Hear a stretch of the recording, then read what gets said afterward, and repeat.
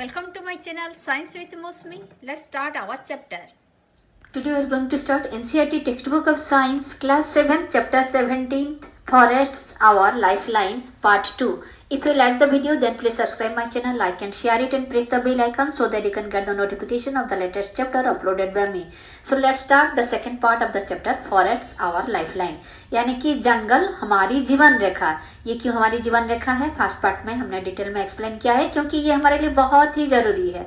हमारी जीवन में फॉरेस्ट का इम्पोर्टेंट रोल है. आइए एक के बाद एक डिस्कस करते हैं. तो फिर अभी हम डिस्कस कर रहे हैं क्या, the land where the children were walking. Professor Ahmed जो कि एक साइंटिस्ट है, यूनिवर्सिटी में काम करते हैं, उनके साथ आप जैसे छोटे छोटे बच्चों निकले हैं जंगल के अंदर जाने के लिए. और साथ में है टीबू. टीबू कौन है? एक छोटा सा लड़का. उसी जंगल के अंदर एक छोटा सा विलेज है और वहाँ पर रहता है टीबू. वो क्या करता है? गाय चराता है. जैसे गाय भैंस कटल्स चराता है और वो रोज फॉरेस्ट जाता है. तो फिर फॉरेस्ट के बारे में उसका बहुत से लिवली एक्सपीरियंस है, यानी कि डायरेक्ट एक्सपीरियंस है जो कि शायद आपकी उम्र में आपका कभी नहीं होगा. चलिए हम सीखते हैं प्रोफेसर अहमद से और टिबू से बहुत सारी बातें. तो टिबू हेल्प देम टू आइडेंटिफाई. टिबू बोलता है कि देखो ये साल है, ये टीक पौधा है, पेड़ है, ये सेमेल है, ये शीशम है, ये नीम है, पलास है, ये फीग है यानी कि डिमरी बोलते हैं ना, फिर तो फिर खैर है, खैर में जो फिर आंवला का ये पेड़ है, ये बम्बू बांस का पेड़ है, ये कचनार का पेड़ है. तो फिर ये सारे वृक्ष के बारे में उसको पता है टिबू, और वो सब पहचानता है किसका नाम क्या है, किसका पत्ता कैसे दिखता है, सब पता है टिबू को. तो professor Ahmed pointed out that there are several other trees. तो फिर प्रोफेसर अहमद को भी बहुत सारी बात पता है. उन्होंने कहा कि देखो ये सारे जो वृक्ष चाहे नाम जो भी हो, ये श्रब्स कैटेगरी में आएगा, ये हर्ब्स कैटेगरी में आएगा. यानी कि हर्ब्स कैसे कहते हैं? जो कि ग्रास टाइप ऑफ होते हैं उसे कहते हैं हर्ब्स. यानी कि ये छोटे छोटे होते हैं, ज़्यादा बड़े नहीं होते हैं, तो फिर उन्हें कहते हैं हॉर्स. यानी कि जैसे हमारा गेहूं का पौधा हो गया या फिर पेड़ी का हो गया, राइस का प्लांट हो गया, वो सारे आ जाएंगे हमारे हॉर्स में. और कुछ उससे ज़्यादा बड़ा वो सारे होंगे श्रब्स. जैसे कि हमारी श्रब्स में आएगा हमारी हिबिस्कस, गुड़हल का फ्लावर हो गया, रोज का प्लांट आ गया, वो सारे श्रब्स हो जाएंगे. उनके स्टेम जो है वो थोड़ा बड़ा होगा और वुडी होगा. और हॉर्स जो है ये ग्रास टाइप ऑफ होगा. तो फिर इसका हाइट और उसका क्वालिटी देख के प्रोफेसर अहमद को पता चल जाता है ये हॉर्स है, ये श्रब्स है, ये ग्रास है इन द फॉरेस्ट, ऐसे बोल के वो दिखाते रहते हैं. The forest floor and the trees were also covered with different types of creepers and climbers. तो फिर इसका डिफरेंट टाइप क्रीपर्स कौन है? जो नीचे क्रीप करता है. और क्लाइंबर्स कौन है? जो पेड़ पौधे के ऊपर चढ़ जाएगा. जैसे हमारे मनी प्लांट हुआ या फिर और भी हमारे कद्दू का पौधा, वो सारे क्रीपर्स क्लाइंबर्स है. वो नहीं कि वो अपने आप स्टैंड नहीं हो पाएंगे, उनके लिए सपोर्ट चाहिए ऊपर जाने के लिए. वो क्रीपर्स क्लाइंबर्स आप छोटे क्लास में क्लास 4th 5th में ये सब पढ़े हैं. The sun was barely visible through the leaves of the trees making it quite dark inside the forest. तो बाहर की ओर जितना सनलाइट आपको दिखेगा, अगर आप फॉरेस्ट के अंदर घुसेंगे तो आपको लगेगा कि अरे बहुत जल्दी अंधेरा हो गया, पर ऐसी बात नहीं है. It is because the branches and the leaves of the trees which checks the sunlight to comes inside it. तो फिर ये सूर्य की किरण को अंदर आने नहीं देता है, और फॉरेस्ट के अंदर आप हो तो आपको लगेगा कि अरे कितना जल्दी अंधेरा हो गया. तो फिर चलिए इसके लिए हम करते हैं एक्टिविटी 17.1. 17.1 में आपको कहा गया है कि आप एक लिस्ट बनाओ. क्या बनाओ? एक लिस्ट बनाओ material which may have obtained from the forest. Forest से आपको जो जो सामान मिलता है उसका एक लिस्ट बनाओ. तो आप अपने घर में क्या क्या देखते हो? जैसे ये प्लाईवुड, फ्यूल वुड हो गया, या फिर बॉक्सेस, या फिर पेपर. पेपर देख के आपको लगता नहीं ना कि ये भी प्लांट से बना है, पर बांस के प्लांट से होता है ये पेपर. फिर मैच स्टिक, ये भी तो हमारी पेड़ पौधे से आता है. और हम आपके जो फर्नीचर ड्राइंग रूम में पड़ा है तो फिर वो भी बना है वुड से. और इसके सिवा और फिर कुछ गम्स हुआ, ऑयल्स और स्पाइसेस, ये जो मसाला सारे आपके लौंग, इलायची और दालचीनी, ये सारे वगैरह आता है हमारी प्लांट से. और फोडर फॉर एनिमल यानी कि एनिमल की खाना पीना. और कुछ मेडिसिनल प्लांट्स, अरे जैसे आपको पता है सिंकोना जो मलेरिया के लिए यूज होता है, वो किसी पौधे का कवर बार्क ही है। तो फिर ऐसे बहुत सारे मेडिसिनल प्लांट्स हैं जो कि हमारा बहुत काम का है। हमारे ऋषियों मुनियों ने ये सब पहचान किए हैं और हमारे आयुर्वेद की पुस्तकों में है, और ये सारे हमको मिलता है घना जंगल में। Are some of the products which we get from the forest. तो ऐसे बहुत सारे जरूरी चीज है जो हमको फॉरेस्ट से ही मिलता है। Based on the product that we get from plants, try to fill table 70.1. One example of each plant is already given.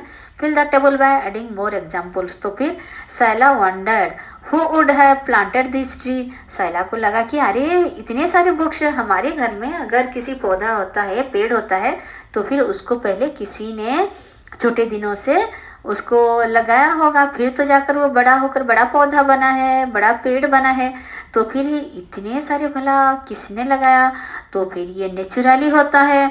The forest floor provides favourable conditions for them to germinate and develop into seedlings. जब जंगल में किसी वृक्ष का seed वो mature हो गया तो फिर नेचुरली वो डिस्पर्स हो जाता है, यानी कि वो ऐसे बर्स्ट हो जाएगा, उसका जो फ्रूट है वो बर्स्ट हो जाएगा और दूर दूर तक फैल जाता है, हवा से, एनिमल से ऐसे होके फैल जाता है और अपने आप ये ग्रो करता रहता है। और ये कब होता है? जब वाइल्ड एनिमल्स रहते हैं और जनरली पीपल बाहर से आकर पेड़ पौधे नहीं काटने लगते हैं, तो फिर ये फॉरेस्ट जो है बहुत जल्दी जल्दी ग्रो करने लगता है। तो फिर in nature trees produce enough seeds. आपको पता है नेचर में हमारी फ्रूट्स वो सब मेच्योर होके सीड्स बनता ही है। और the forest floor provides favourable conditions for them to germinate. हमारे घर में जर्मिनेट करने के लिए हम नर्सरी से तो आधी छोटे छोटे प्लांट ले आते हैं, पर फॉरेस्ट में ये सब कौन करता है? ये जो नेचुरली बर्स्ट सीड्स है, ये जो सीड निकलेगा वो ऐसे यहाँ वहाँ होके गिरेगा और develop into seedlings and saplings. Seedlings saplings क्या है? छोटे नन्हे पौधों को बोलते हैं सीडलिंग्स और सैपलिंग्स। सम ग्रो अप इनटू ट्रीज। तो फिर इन्हीं में से कुछ बड़ा होके बड़ा बड़ा पेड़ बन जाते हैं और कोई कोई छोटा छोटा बढ़ भी नहीं पाते हैं। He added that branchy part of a tree above the stem is known as the crown of the trees. तो फिर क्राउन किसे कहते हैं? Branchy part of a tree above the stem. देखिए ये हो गया हमारा ब्रांची पार्ट, ये हो गया उसका क्राउन। इसका क्राउन कौन है? ये है क्राउन। तो फिर ये हो गया हमारा स्टेम। स्टेम की ऊपरी हिस्सा में जो रहा ये पार्ट हो गया हमारा क्राउन। क्राउन कहाँ रहता है बच्चों? क्राउन मतलब होता है हमारे सर के जो मुकुट होता है, तो फिर ये हमारे सर के ऊपर रहता है। ऐसे ये इसका ऊपरी भाग में जो रहता है ये हो गया हमारा क्राउन। तो क्राउन किसे कहेंगे? Branchy part of a tree above the stem is known as the crown. यानी कि एक पेड़ की नीचे की ओर ये रह गया स्टेम और ऊपर उसका ब्रांच शुरू हो गया और इसे ब्रांच इसका सर के मुकुट की तरह शोभा देता है, उसे कहते हैं क्राउन। तो क्राउन सिर्फ आपका नहीं है, पेड़ पौधों का भी क्राउन है। Professor Ahmad asked children to look up and observe now the branches of the tall tree look like a roof over the other plants in the forest. He told them that this is called a canopy. तो फिर professor sir ने ये समझा दिया, अरे देखो बच्चों ये जो branches of the tall trees है ये कैसे दिखता है? It's look like a roof यानी कि छत जैसे दिखता है over the plants of the other plants in the forest. Forest में कई तरह के प्लांट्स होते हैं, कुछ प्लांट्स का लेवल नीचे होता है, कुछ प्लांट्स का लेवल ऊंचाई तक होता है। तो फिर डिफरेंट लेवल में फॉरेस्ट का जो पौधों का ब्रांचेस होते हैं तो अलग अलग लेयर होता है। और ऊपर की ओर से देखो तो जो बड़ा पौधा है ये छोटा पौधा को ढक देता है। इसी हिसाब से वो सब मिलकर जैसे एक रूफ जैसे बना लेते हैं, यानी कि छत जैसे बना लेते हैं। और जो टॉल ट्री है वो छत बना लेते हैं छोटे ट्री के ऊपर। तो इसी को कहा जाता है कैनोपी। कैनोपी यानी कि एक चद्दर, बड़ा सा चद्दर। तो फिर ये चद्दर जो है ये सचमुच कपड़े का नहीं बना है। आप तो अपनी असली जिंदगी में कैनोपी कहाँ पर देखे हैं? जो कि कपड़े का बना है। हम शादी ब्याह में टेंट लगाते हैं ना, फिर कैनोपी ऊपर बिछा हुआ होता है, पर ये है नेचुरल कैनोपी। इसको ऐसा क्यों कहा गया है? क्योंकि ये सारे ट्रीज का ब्रांचेस इतना घना होता है कि जैसे ये चद्दर की तरह ऊपर से दिखता है। और वो चद्दर किस कलर का होगा? वो हो जाएगा ग्रीन चद्दर, है ना। तो एक्टिविटी 17.2, विजिट ए फॉरेस्ट और a park in your wood observe the trees and try to identify them. तो फिर आप एक पास वाला जंगल में जाकर आप देखिए कि कौन कौन सा पौधा आप पहचान पा रहे हैं। You can take the help of elders और बुक्स ऑन ट्रीज। इसके लिए आप अगर बुजुर्गों को साथ लेंगे तो उनको तो ज़्यादा पहचान होगा, या फिर अगर आपका इतना ज्ञान है आप बुक पढ़ पढ़ के अगर उसका करेक्टरिस्टिक और पत्ते का साइज शेप देखकर अगर आप पता लगा सकते हैं तो और भी अच्छी बात है। List the characteristics of this trees of the trees that you observe such as the height, shape, leaves, crown, flowers and fruits. तो फिर पेड़ पौधों के आपने जो जो देखे, इसीलिए तो आप नोटबुक लाए हैं। वहाँ पर आपको नोट करना है, क्या नोट करना है, उसका ऊंचाई कितना है, कि कौन सा शेप का है।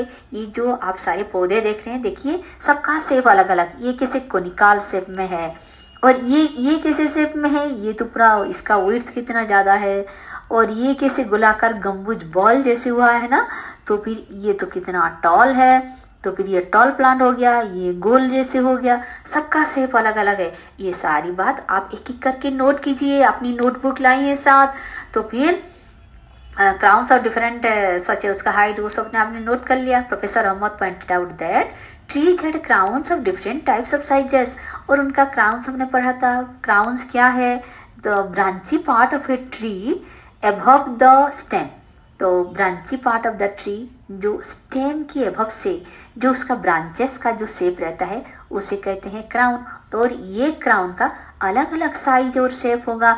तो this had created different horizontal layers in the forest. देखिए जैसे ये एक लेयर में रह गया, तो फिर ये एक और ही लेयर में रह गया, ऐसे लेयर लेयर होके ये रह जाएगा ना, it creates different layers. This are known as understoreys. तो फिर जो ये जो अलग अलग लेवल बन गया, स्टोरीज किसे कहते हैं, यानी कि एक मोहल्ला के ऊपर दूसरा मोहल्ला। अब देखे होंगे अपार्टमेंट्स में कि ये पहला मोहल्ला, ये दूसरा मोहल्ला, तो फिर उसे कहते हैं। इसमें भी क्या है, कुछ पौधे नीचे की ओर है, कुछ ज़्यादा ऊंचाई तक है, ऐसे ये हो गया। These are known as the horizontal layers, जो बन जाएगा इसे कहेंगे understoreys. Giant and tall trees constituted the top layer, followed by shrubs and tall grasses. तो फिर सबसे नीचे रहेगा कौन, ग्रासेस रहेगा। उसके ऊपर का लेयर क्या रहेगा, श्रब्स का रहेगा। जैसे हमारी गुड़हल का प्लांट हो गया, रोज का प्लांट हो गया, और सबसे नीचे जैसे ग्रास जैसे प्लांट हो गया, तो फिर वही रहेगा। उसके ऊपर श्रब्स रहेगा और उसके ऊपर रहेगा बड़ा बड़ा trees, tall trees, and form the lowest layer. तो फिर इसी हिसाब से ऊपर का लेयर नीचे का लेयर बनता जाएगा। Would we see similar kind of trees in every forest? क्या इसी प्रकार के फॉरेस्ट हम सभी जगह देखेंगे? Asked Bhujo to Professor Ahmad said, no, due to different climatic conditions, there are variations in the types of trees and other plants. तो फिर भुजो को लगा कि ओह, तो फिर ऐसा है। एक बार मैंने एक फॉरेस्ट जान लिया तो सोचा कि जैसे वो सारे फॉरेस्ट के बारे में उसको जानकारी हो गया, पर जैसे वो पूछा तो प्रोफेसर अहमद ने कहा नहीं भैया, ऐसी बात नहीं है। अलग अलग फॉरेस्ट में अलग अलग प्रकार के प्लांट होते हैं। जैसे ओडियोसी सिमिलर, तो उन्होंने मना किया, बिल्कुल नहीं, क्योंकि जिसका क्लाइमेटिक कंडीशन जैसा है उसी हिसाब से वहाँ का फॉरेस्ट का प्लांट का साइज और शेप बनेगा। जैसे ट्रॉपिकल फॉरेस्ट हुआ, जहाँ पर हमारे ट्रॉपिकल रीजन में हमारे बहुत से ज़्यादा बारिश होता है और ज़्यादा से ज़्यादा धूप भी होता है, उसी जगह हमारी प्लांट अलग प्रकार की बनेंगी। बहुत घना होता है, पर जहाँ पर बारिश कम होता है, थोड़ा सा कम बारिश होता है, तो फिर वहाँ पर क्या होगा, ज़्यादा ग्रास टाइप ऑफ होगा। ऐसे ही डिफरेंट टाइप्स ऑफ फॉरेस्ट्स है। ये बात तो आपको ज्योग्राफी में पता ही है। तो ये सब किससे डिपेंड करता है, climatic condition of there are variations in the type of forest. जिसका क्लाइमेटिक कंडीशन जैसा है, यानी कि टेम्परेचर कितना है, वहाँ का रेन कितना है, उस हिसाब से, और फिर उनका सॉइल टाइप कैसा है, कितना ऊंचाई में है वो प्लेस, उस हिसाब से उनका प्लांट्स होगा। Types of trees and other plants भी होगा। और जिस टाइप ऑफ होगा, अगर ज़्यादा ग्रास रहा तो फिर वहाँ पर ज़्यादा हर्बीवोर्स मिलेंगे हमको। The type of animals also differ from forest to forest. तो फिर इसी हिसाब से जिस प्रकार का पेड़ पौधे रहेंगे उसी हिसाब से हमको एनिमल मिलेंगे। A few children were busy watching beautiful butterflies fluttering here and there on the flowers of shrubs and herbs. कुछ बच्चों ने देखिए, आ रही बहुत सुंदर का बटरफ्लाई इधर उधर घूम रहा है, वो उसका मजा ले रहे थे। तो फिर आगे हम देखते हैं कि they had a close look at the bushes. While doing that, their hair and clothes had seeds and thorns clinging to them.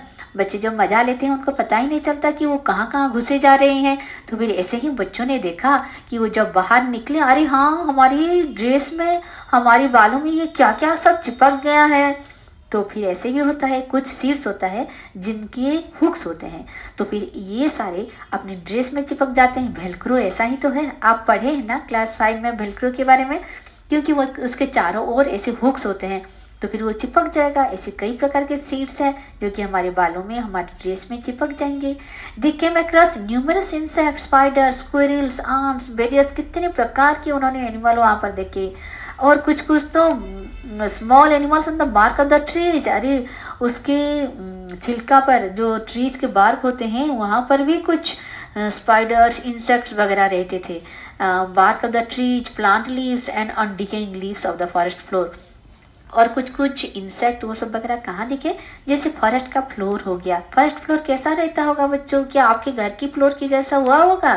बिल्कुल भी नहीं, क्योंकि आपके घर का फ्लोर तो सीमेंटेड है और रोज आपका मम्मी उसको झाड़ू पोछा करके चमचमा के रखे हैं। पर फॉरेस्ट का फ्लोर ऐसा नहीं होता है, वहाँ तो कोई झाड़ू मारने नहीं जाता। और तो जो हमारे ट्रीज की सारी लीव्स है वो तो गिरते रहते हैं, वो एक लेयर के ऊपर दूसरा लेयर ऐसा गिर गिर के ऊपर मोटा लेयर बन जाता है। और उसके ऊपर अगर आप चलोगे तो आपको लगेगा जैसे स्पॉन्ज के ऊपर जा रहे हो। They started making sketches of this creature, और उसी में वो जो कुछ नीचे का जो उसका लीव्स है वो सड़ जाएंगे, ऊपर का लीव्स तो फ्रेश होंगे।